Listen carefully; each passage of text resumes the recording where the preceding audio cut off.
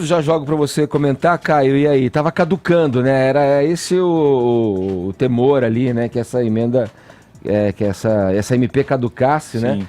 E retrocedesse, voltasse todo o processo. Bom dia, Edgar. Bom dia. Olha, o governo Bolsonaro, no primeiro trimestre, ele editou aí, se não me engano, umas 9 ou 10 MPs, né, medidas provisórias. Eu queria destacar três delas. A primeira é a MP 870, que é da reforma administrativa, que ela vai reduzir o número de pastas, né, de 29 ministérios para 22, extingue o Ministério do Trabalho, né, antro de sindicalismo pelego e fisiologismo, e tentou fazer o COAF sair, né, o Conselho de Controle de Atividades Financeiras, sair do Ministério da Fazenda e ir para o Ministério da Justiça. Infelizmente, isso foi reformado de forma equivocada pela Câmara Federal. Além disso, tem a MP 873 da contribuição sindical, pouca gente fala nisso. Ele muda as regras de contribuição sindical paga pelos trabalhadores, proibindo o desconto em folha e obrigando os sindicatos a fazer o recolhimento por boletos. Isso daí é fundamental para não permitir que a convenção coletiva, geralmente esvaziada de representatividade, ressuscite o imposto sindical obrigatório e tungue do trabalhador, tire dele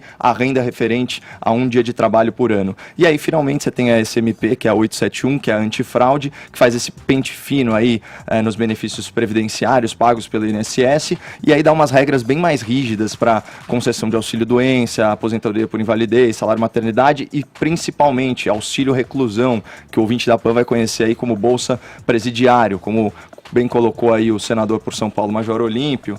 A economia calculada em um ano é de 9,8 bilhões de reais, é bastante coisa.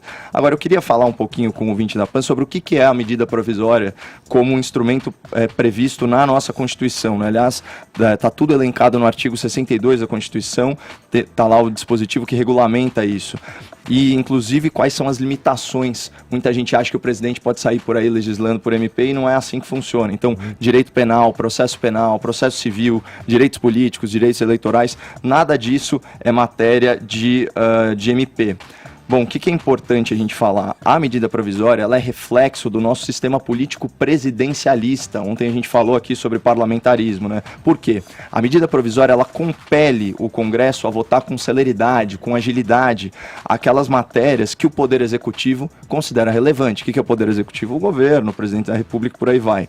Então, a MP, a medida provisória, ela é uma norma editada com força de lei. Ela tem efeito jurídico imediato. E quem edita a competência é do presidente da República. Só que a gente está numa democracia, freios e contrapesos, o Congresso precisa referendar isso nas duas casas, né? Câmara e Senado. Então, assim, editou a MP, em 48 horas já vai ter uma comissão mista formada para fazer a emissão de um parecer.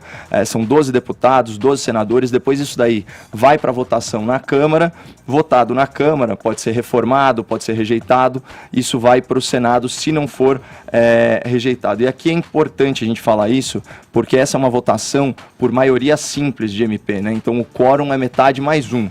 Significa que você tem que juntar pelo menos 257 deputados de quórum na Câmara Federal e 41 senadores, tá? Essa informação é importante, a gente já vai retomar ela.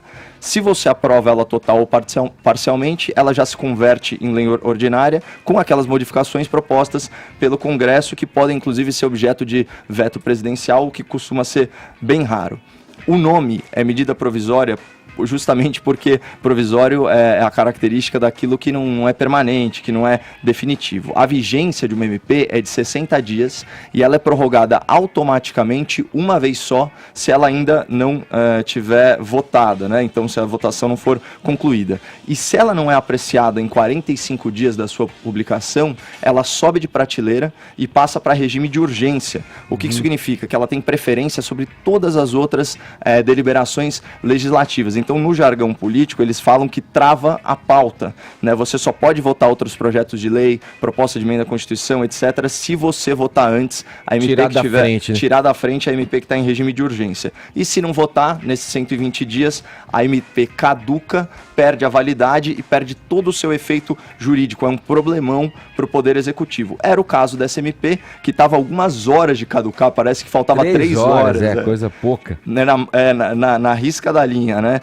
E aí aconteceu um milagre, né, Edgar? Que é o quê? É uma sessão do Senado Federal. Na segunda-feira, em plena segunda-feira, a gente sabe que eles têm o péssimo hábito de trabalhar só de terça, quarta e quinta, com 67 senadores registrando voto, casa cheia.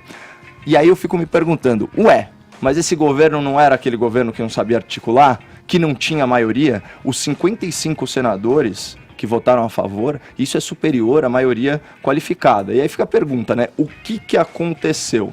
Aí você pega, por exemplo, o subtítulo do Globo, da matéria do Globo sobre o assunto. Olha só que interessante. Após acordo com o Centrão e sindicatos, novo cadastro de aposentadoria rural foi adiado.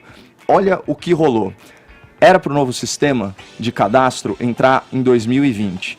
Eles postergaram isso 3 anos, para 2023. Por que isso? Não é a justificativa que o parlamentar deu aqui, bonitinha, de incorporar as pessoas no cadastro. Não, senhor. É porque, atualmente, os sindicatos são os responsáveis pelas declarações que fundamentam todas as aposentadorias especiais dos trabalhadores rurais. Na prática, o sindicato ganha por dentro, com emissão de taxas, mas também ganha por fora. Aquela velha história da burocracia brasileira de criar dificuldade para vender facilidade, e fora os casos de ludibriar, né, os trabalhadores rurais. Então, a MP, ela transfere essa responsabilidade dessa declaração para um órgão subordinado ao Ministério da Economia. Então, seria menos uma teta para os bezerros do sindicalismo. Mas tudo bem, segue o jogo. A gente sempre fala aqui na frase do estadista prussiano, Otto von Bismarck, que política é a arte do possível. Então, na MP 870, o Ministério da Justiça perdeu o COAF. Na MP 871, o Ministério da Economia perdeu, aí, ainda que temporariamente, essa verificação do benefício da aposentadoria rural, que vai continuar nas mãos do sindicalismo.